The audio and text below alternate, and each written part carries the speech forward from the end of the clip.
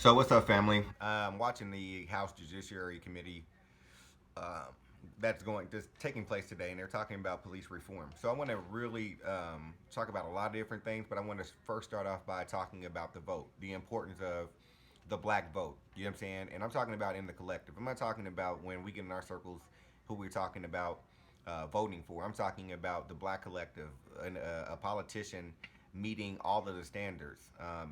Most, if not all, of the standards that will be put on a black agenda. And there is a black agenda out there. I put that on the Facebook page that I have. If you haven't checked that out, you can just Google the Black Agenda. It's an initiative out there with that's hitting on all cylinders. So go and check that out. But your vote, more than any vote you can put inside of a ballot box, is your action, your voice. That is, look, it's proven to me to be the most effective vote. Our actions and our voices have gotten more change than any vote that we have cast in any ballot in U.S. history. So let's take a look at what the riots, what the revolts, what the voice, and what the actions have gotten us. Now in New York, I checked them out this morning. Those people that will make fake 911 calls, that is now a criminal offense. They're looking to put that on the legislative table, right? Ban the use of chokeholds. If someone is hurt or killed, officer is likely going to get 15 years.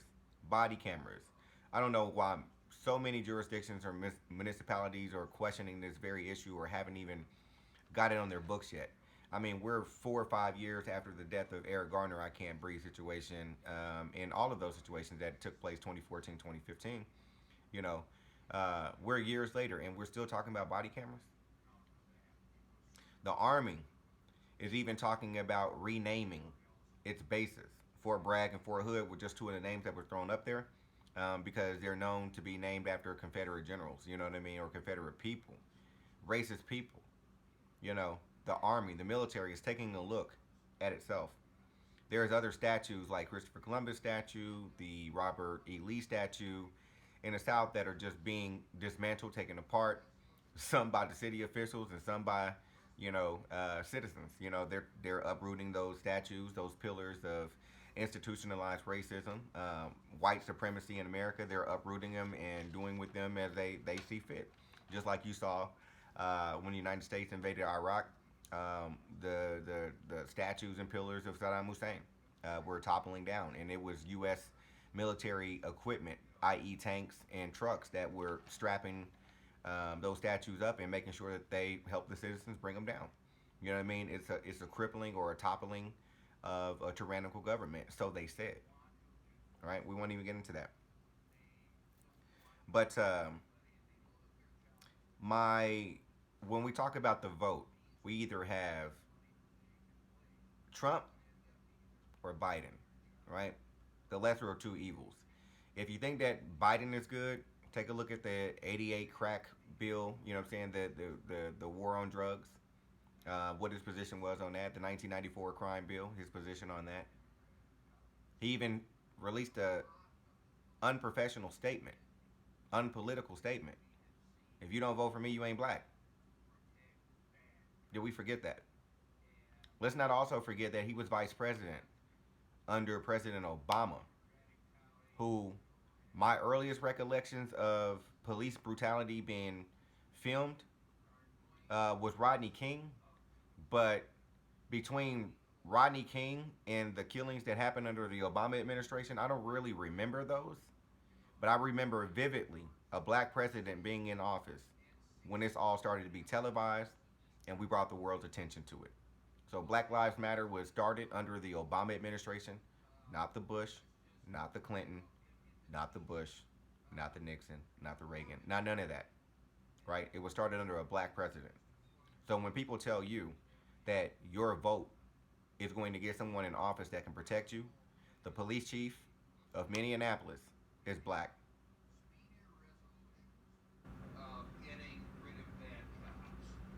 So we got black people in office. We work this thing from the inside, and things are still happening to us. And let us not forget that these black people that are put in these political seats, they know the problem. You know what I'm saying? They're taking to those seats with them the voices of their constituents. They are well versed on the problems as they exist now, and they have the power to change it. What the hell have they been doing in those seats? It's not it. Listen to me. If this country needs to be reformed or reconstructed, we have put hundreds, if not thousands, of people in positions of power or authority that could just do that. What the hell are they doing with all of this time? Are they arguing about things and to keep them the same, or are we all actually talking about putting them in these positions so they can change things so that we can live? That's the reason why black people vote. We vote to ensure our survival. We vote to live, right? All that we are demanding is that nobody be allowed to harm us. Nobody be allowed to kill us without justice looking the same for them as it does for us. Okay? We know what justice is when a white man commits a crime.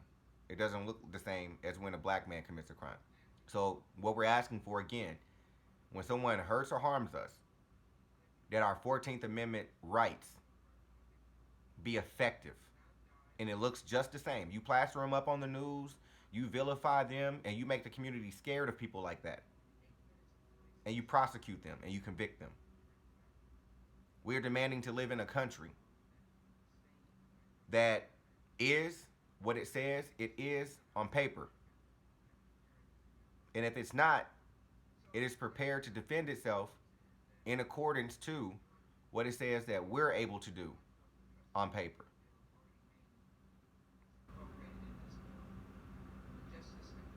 I think that it's cruel to make people suffer this type of injustice or these types of injustices and then ask those people to wait and then go just let's just play it out. Let's play out this experiment where you're a citizen. You know what I'm saying? We've made you a citizen and we're just learning to be more civil with you. But along the way, there's going to be a repeat of history. I think that that's very cruel to look at this moment and say that we've learned from a reflection in time and then find ourselves here in another couple years, couple months, just down the line. You know what I'm saying? That is very cruel that black people have to live in a world where we're finding your loopholes in civil rights. Where racism is actually finding those loopholes. Because when someone can murder us and we can see it unequivocally, you know what I'm saying? There's no debating. A murder is a murder. When we can see that someone murdered us, or several of us, on TV, nationally televised news, and it's syndicated at this particular point, when we can see that and still get no convictions, even after appealing to the highest level of courts in the land, what is that saying to us? Racism has found loopholes, right? So this time now is more than just about the people whose lives were taken. It's about how their lives were taken. It's about the systems that were in place, the policies, the practices, the ordinances that were in place and didn't garner them convictions be put upon their murderers. This is a I won't be next, goddamn it, movement. Do you want to be next, people? There's a statistic out now that says 1 in 1,000, one out of every 1,000 black men, and regardless of age, will die at the hands of police. We're already called a minority race, just like in Minneapolis. I think that the black people made up 18% of their population, but made up 40% of their prison population.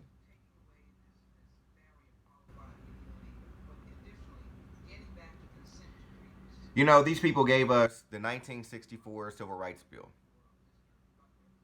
Then they gave us, years later, the 65 uh, and 68 bills. Right to vote, fair housing, 68 fair housing. What has that helped? Do you know why there were so many talks about civil rights back in the 60s? Because we were tearing shit apart. Dr. King was the face of peace. He wasn't the face of what was going on in America.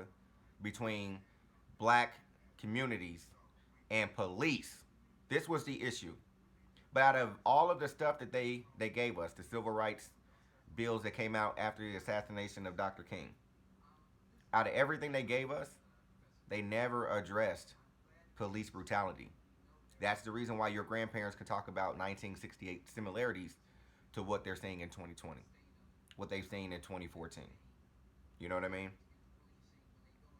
So police often elude or evade the clutches of justice. Like I said, even after we appeal to the highest level of the court. Now I keep hearing that there's seemingly an attack on just police officers. Understand this: we are not stupid. We know that police officers have people presiding and ruling over them. We understand that there are entities who govern the police department. You know what I'm saying? And governs the ordinances that they are out here enforcing. We understand that, after their arrest, there is a period of time where you go before a judge, and that judge may not understand you. So understand this: we're gonna attack the entire system. We're gonna address the entire system. We're gonna attack the entire system. Okay? Because we keep hearing that not all cops are bad. I want to turn the eye and say, well, not all black people are bad, not all protesters are bad, but all them goddamn protesters had fear of rubber bullets being fired at them and was sucking and feeling CS gas. Not all protesters are bad though, but you shoot at them all. Okay? So just like you want us to look at your departments, your organizations, your entities, and you want to tell us not all police officers are bad, the fabric of your inception is bad. You've not changed in terms of progress. You've not changed one iota since your organization's inception. I don't care what color the person is behind that uniform. There is a national standard of policing. And so this is taught. You're paramilitary. You know what I'm saying? I'm prior service. So I understand how national standards work. I understand how the soldiering process works. I suppose that you're supposed to get that in your